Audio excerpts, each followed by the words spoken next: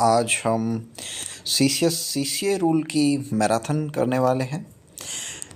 एक ही वीडियो में पूरा CCA रूल कवर हो जाएगा। CCA की फुल फॉर्म पिछली बार एम्स CRE में पूछी गई थी, जिसका मतलब है क्लासिफिकेशन, कंट्रोल और अपील।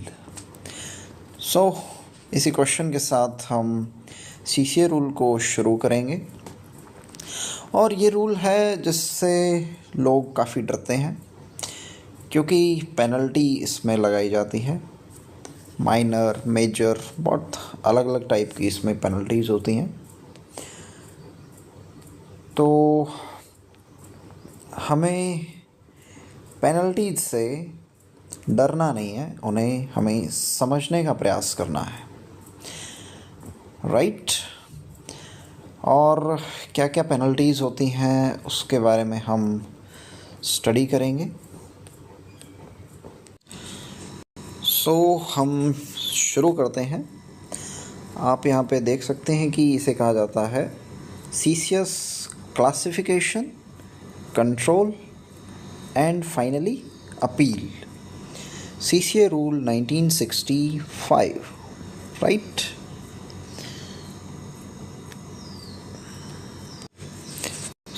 इसमें हम स्टडी करेंगे बेसिकली जो सस्पेंशन वाला पार्ट है। ये जो सस्पेंशन वाला पार्ट है ये इम्पॉर्टेंट है। उसके बाद हम पेनल्टीज़ देखेंगे और अथॉरिटी देखेंगे कौन है। और इसके बाद हम प्रोसीजर देखेंगे, क्या प्रोसीजर होता है मेजर का, क्या प्रोसेस होता है माइनर का, और भी कुछ इसमें माइनर प्रोविजंस हैं वो भी देखेंगे। उसके बाद हमारा appeal, right. Then revision and review. इस पर भी हम एक बेसिक अंडरस्टैंडिंग लेने का प्रयास करेंगे। ये कमेंस हुआ था 1 दिसंबर 1965 का। इसको हमें ध्यान रखना है, क्लासिफिकेशन पहले है, फिर कंट्रोल, फिर अपील, CCA, राइट। फिर यहाँ पर एक इम्पॉर्टेंट चीज़ है अपॉइंटिंग अथॉरिटी के बारे में। ग्रुप A सर्विसेज के लिए जो अपॉइंटिंग अथॉरिटी है दैट वुड बी प्रेसिडेंट। ये हमें ध्यान रखना है। ओके, अब हम बात करेंगे सस्पेंशन की। सस्पेंशन कौन कर सकता है?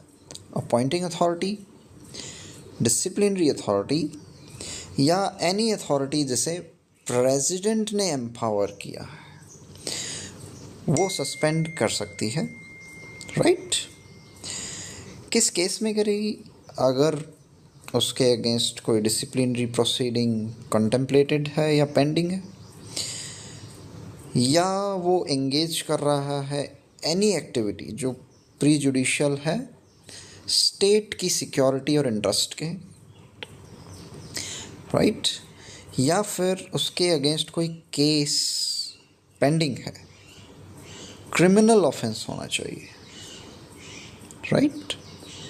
अंडर इन्वेस्टिगेशन है, इंक्वायरी या ट्रायल।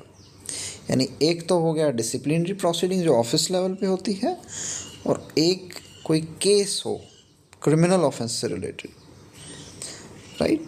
या वो कोई ऐसी एक्टिविटी में एंगेज हो, इस केस में सस्पेंड किया जा सकता है किसी भी एम्प्लॉय को। और फिर हम बात करेंगे कुछ केसेस में उसको deemed to have been suspended मान लिया जाता है। यानी सस्पेंशन के ऑर्डर की नीड नहीं है, उसको मान ही लिया जाएगा कि वो सस्पेंशन में है।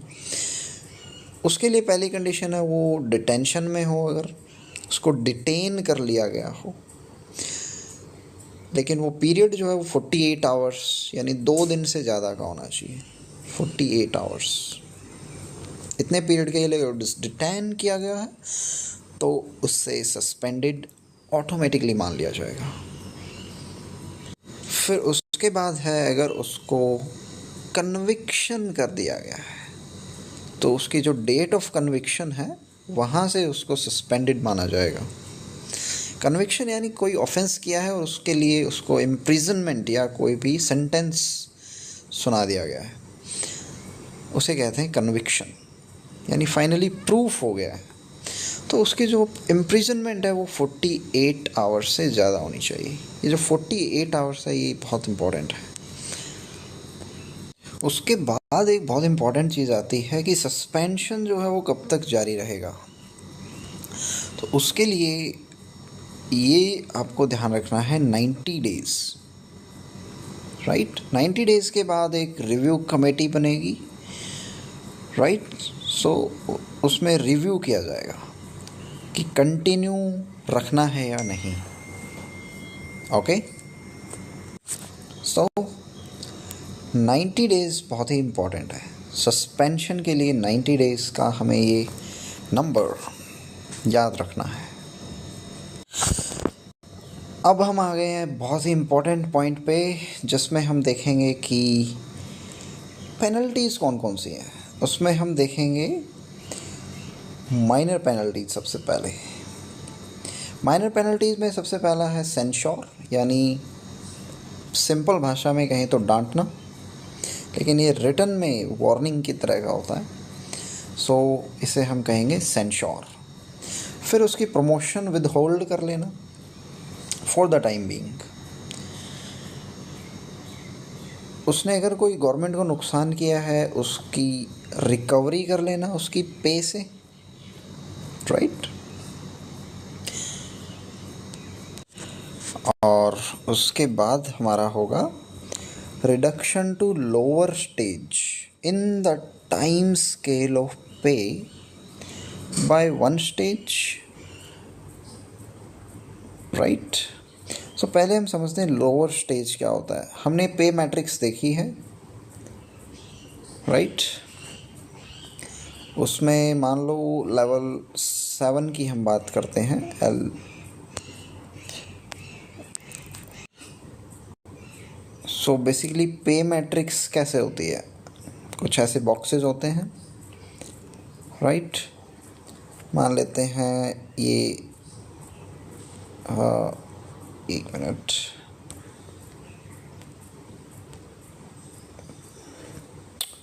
मान लेते हैं ये लेवल 7 है, जिसकी बेसिक है 44,900। मान लो बंदा नीचे वाली किसी सेल में, मान लो यहाँ लेट्स से 5300 समथिंग है। सो एक माइनर पेनल्टी ये होगी कि उसको रिड्यूस कर दिया जाए वापस किसी पर्टिकुलर स्टेज में, राइट। सो ये एक पेनल्टी हो सकती है। हम उसका लेवल 7 ही रख रहे हैं, ये L7 है हमारा, बट स्टेज कम कर रहे हैं, यानी उसको पीछे वाली सेल में हम लेके जा रहे हैं। उसके बाद नेक्स्ट है उसके इंक्रीमेंट्स को रोक लेना। 1 जुलाई और 1 जनवरी को हमें इंक्रीमेंट्स मिलते हैं, तो उसके इनमें से किसी इंक्रीमेंट को रोक देना। हाँ, बाद में जाके उसको इंक्रीमेंट मिलेंगे, नो डाउट, बट अगला जो इंक्रीमेंट आने वाला है, मान लो उसका यहाँ 1 जुलाई को आने वाला था, तो ये इंक्रीमेंट उसको नहीं दिया जाएगा। तो क्या उसके हमेशा के लिए लॉस होगा? नहीं। जब नेक्स्ट जुलाई को उसका इंक्रीमेंट आएगा तो पीछे वाले की भी भरपाई कर दी जाएगी और वापस से उसका जो नॉर्मल पे है वो सेम रहेगा, बस उस पर्टिकुलर पीरियड में उसका लॉस होगा। ये बहुत इंपॉर्टेंट चीज़ है समझने के लिए। इसे कहते हैं पेनल्टी विदाउट क्यूमुलेटिव इफेक्ट, यानी पूरी सर्विस पे उसका इफेक्ट नहीं पड़ेगा, पूरी सर्विस पे, पेनल्टी के पीरियड में पड़ेगा, राइट। तो ये जो हमने एक इंक्रीमेंट रोका है, इसके कारण आने वाली सैलरीज जो उसको पूरी मिलेगी वो अनअफेक्टेड रहेगी, क्योंकि वापस रीइंस्टेट कर दिया जाएगा सब कुछ। सो क्यूमुलेटिव और विदाउट क्यूमुलेटिव यहाँ समझने का प्रयास करते हैं।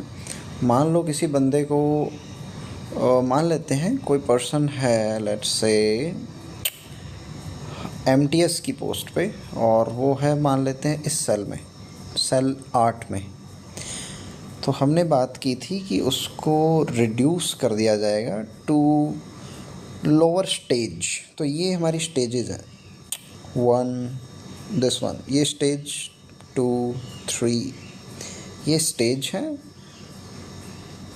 और ये टाइम स्केल ऑफ पे हैं जिनको हम लेवल्स कहते हैं, ये राइट।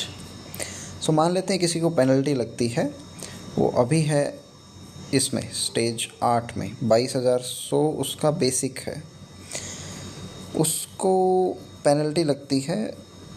माइनर अगर होगी तो मान लेते हैं उसको यहाँ फिक्स कर दिया जाता है, घटा के 21,500 कर दिया हमने, राइट। सो ये माइनर पेनल्टी हो जाएगी हमारी, इसमें हमने रिड्यूस कर दिया। फिर दूसरी बात है, उसका इंक्रीमेंट होल्ड कर लेते हैं। मान लेते हैं उसका नेक्स्ट इंक्रीमेंट आने वाला है, अभी हमने देखा कि वो 22,100 पे है, नेक्स्ट इंक्रीमेंट उसको मिलने वाला है तो 22,800 हो जानी चाहिए। बट हमने क्या किया, होल्ड कर लिया उसको मान लेते हैं जुलाई में इंक्रीमेंट मिलने वाला था, हमने वो नहीं दिया, तो उसकी सैलरी कितनी रही, फिर से 22,100 पे ही रहेगी for the time being.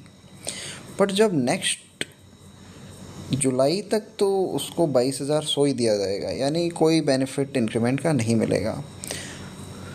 But क्योंकि ये माइनर पेनल्टी है, इसलिए हम जो जुलाई के बाद जो दूसरा जुलाई आएगा उसमें हम उसको 2 इंक्रीमेंट एक साथ दे देंगे, ताकि उसको पूरी सर्विस में इफ़ेक्ट ना पड़े। सो ये कहते हैं विदाउट क्यूमुलेटिव इफेक्ट।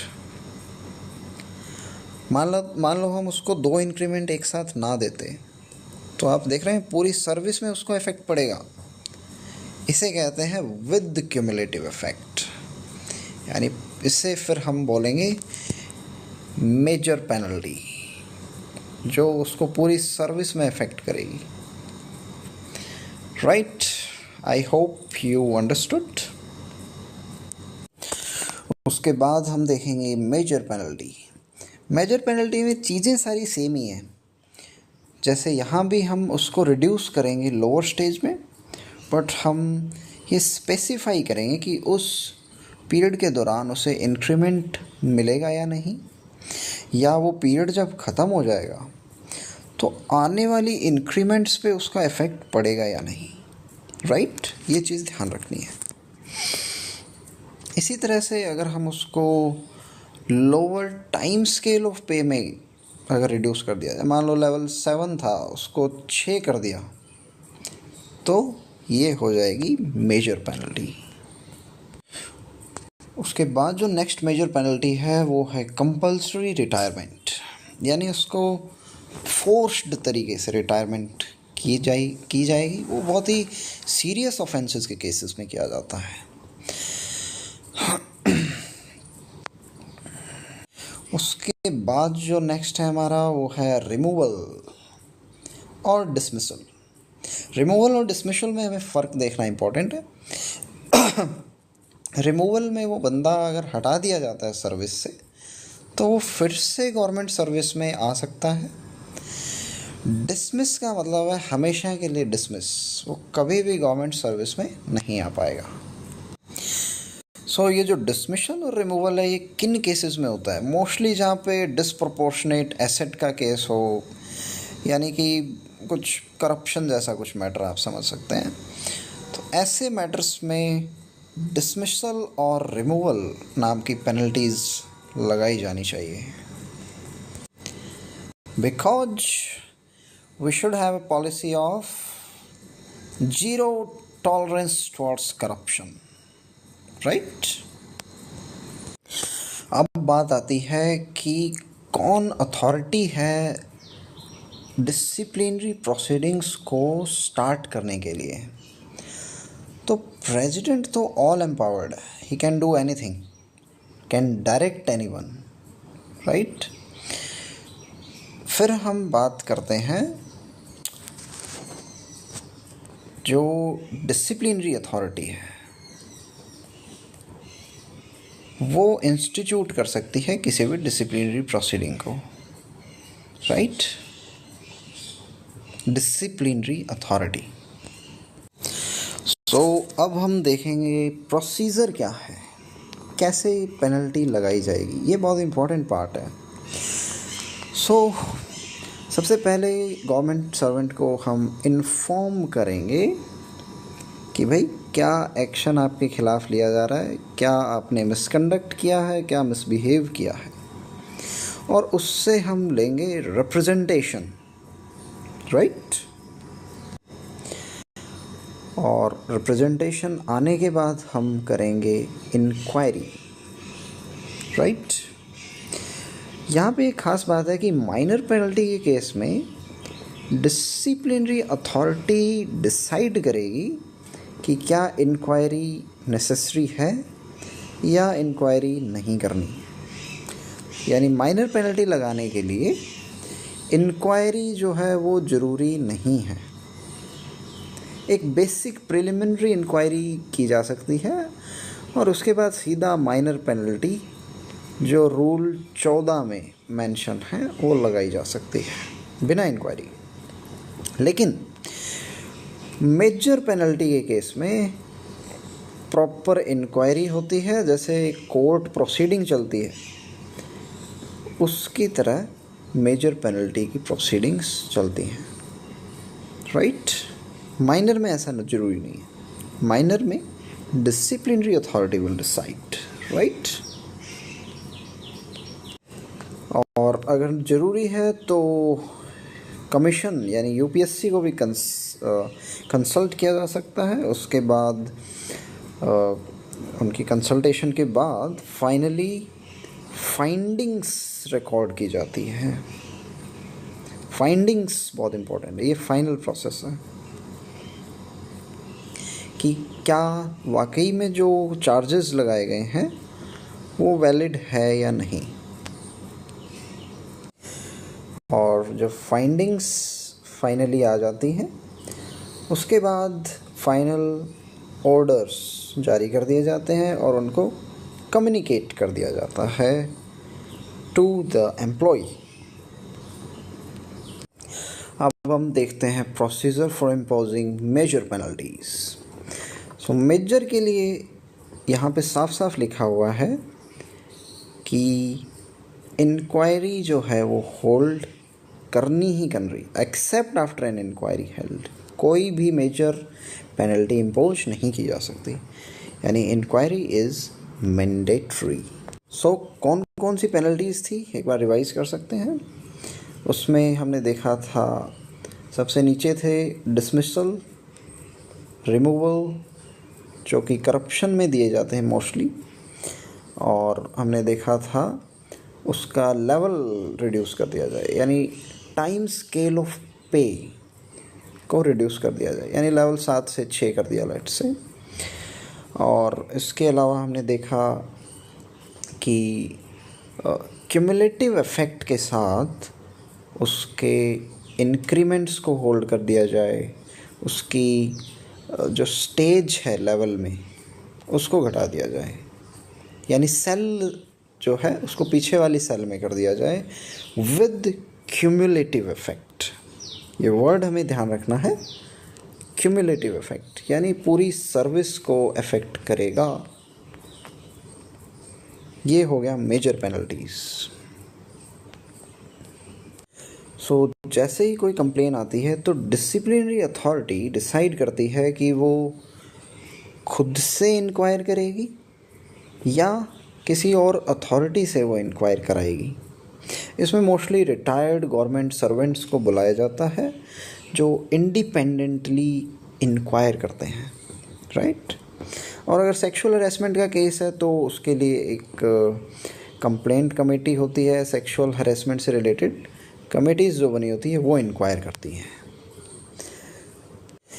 उसके बाद डिसिप्लिनरी अथॉरिटी जो है वो जो आर्टिकल ऑफ चार्जेस हैं, यानी क्या क्या चार्जेस लगाए जा रहे हैं वो प्रिपेयर करेगी, और उसको सपोर्ट करने के लिए जो जो डॉक्यूमेंट्स हैं, जो जो फैक्ट्स हैं वो प्रिपेयर करेगी कि ये चार्जेस हम लगा रहे हैं और इसके हमारे पास ये फैक्ट्स हैं, ये डॉक्यूमेंट्स हैं, इस बंदे ने ये काम किए हैं जो अगेंस्ट द रूल्स हैं, इसने ये मिसकंडक्ट किया है। तो उसका पूरा हमें आर्टिकल ऑफ चार्जेस बनाने पड़ेंगे, राइट। फिर उन आर्टिकल ऑफ चार्जेस को डिसिप्लिनरी अथॉरिटी है वो गवर्नमेंट सर्वेंट को एक कॉपी देगी उनकी, और जो गवर्नमेंट सर्वेंट है वो स्टेटमेंट ऑफ डिफेंस अपना सबमिट करेगा। हमें ध्यान रखना है कि उसको सिर्फ 15 दिन मिलेंगे, 15 डेज। ये क्वेश्चन पूछा भी जा सकता है। और मैक्सिमम उसको 45 डेज मिलेंगे, उससे ज़्यादा एक्सटेंड नहीं कर सकते, यानी मिनिमम 15, और अगर एक्सटेंड करना पड़े तो 45 डेज बस, यानी 1 महीने से 15 दिन और एक्स्ट्रा, इतना ही टाइम मिलेगा। इतने टाइम में उसको अपना स्टेटमेंट ऑफ डिफेंस है देना पड़ेगा, एक्सप्लेनेशन देनी पड़ेगी। स्टेटमेंट ऑफ डिफेंस आने के बाद जो डिसिप्लिनरी अथॉरिटी है वो या तो खुद से इंक्वायर कर सकती है या किसी को अपॉइंट कर सकती है, एक गवर्नमेंट सर्वेंट को या एक लीगल प्रैक्टिशनर को। उसे हम बोलेंगे, बहुत इम्पॉर्टेंट है ये, उसे हम बोलेंगे प्रेजेंटिंग ऑफिसर, यानी कि वो डिसिप्लिनरी अथॉरिटी के बिहाफ पे हमारा केस प्रेजेंट करेगा। ये हो गया प्रेजेंटिंग ऑफिसर। और किसके सामने प्रेजेंट करेगा? एक इंडिपेंडेंट पर्सन के सामने, जिसे डिसिप्लिनरी अथॉरिटी ही अपॉइंट करती है, इंडिपेंडेंट, राइट। इसके सामने एक प्रेजेंटिंग ऑफिसर जाएगा, पीओ, अपना केस प्रेजेंट करेगा, और जो गवर्नमेंट सर्वेंट है वो भी अपना एक बंदा अपॉइंट करेगा जो अपना केस प्रेजेंट करेगा, अपना डिफेंस प्रेजेंट करेगा बेसिकली। उसके बेसिस पे ये जो इंडिपेंडेंट पर्सन है ये अपना फाइनल व्यू देगा। और जो इंडिपेंडेंट पर्सन हमने बोला जो कि जज की तरह काम करेगा, उसे हम बोलते हैं इंक्वायरिंग अथॉरिटी, IA। सो इसको क्या क्या चीज़ें भेजनी पड़ेंगी? एक तो जो हमने आर्टिकल ऑफ चार्ज बनाया था कि भाई इसने क्या क्या मिसबिहेव किया है, क्या क्या मिसकंडक्ट किया है, इसकी कॉपी हमने गवर्नमेंट सर्वेंट को दी थी। तो उसका जो रिटन स्टेटमेंट आया है डिफेंस में वो हम देंगे। कोई विटनेस है उसकी स्टेटमेंट देंगे, राइट। और डॉक्यूमेंट्स इसके अलावा देंगे। और जो प्रेजेंटिंग ऑफिसर हमने अपॉइंट किया है डिसिप्लिनरी अथॉरिटी ने अपना केस इंक्वायरी अथॉरिटी को प्रेजेंट करने के लिए, उसका ऑर्डर भी निकाला होगा, राइट। तो उस ऑर्डर की एक कॉपी भी देनी पड़ेगी, किसको? इंक्वायरी अथॉरिटी को। इन सब के बेसिस पे इंक्वायरी अथॉरिटी स्टडी करेगी और गवर्नमेंट सर्वेंट से भी डिफेंस सुनेगी और एक अपना फैसला सुनाएगी, राइट। उसके बाद क्या होगा? उसके बाद जो गवर्नमेंट सर्वेंट है उसको फिजिकली अपीयर होना पड़ेगा, किसके सामने? इंक्वायरी अथॉरिटी के सामने। कितने दिन में? उसको टाइम मिलेगा सिर्फ 10 वर्किंग डेज का, राइट। और उसको हमने पहले पढ़ा था 15 दिन का कहाँ मिल रहा था? स्टेटमेंट ऑफ डिफेंस देने में। और 10 दिन का कहाँ मिल रहा है? इंक्वायरी अथॉरिटी के सामने फिजिकली प्रेजेंट होने में।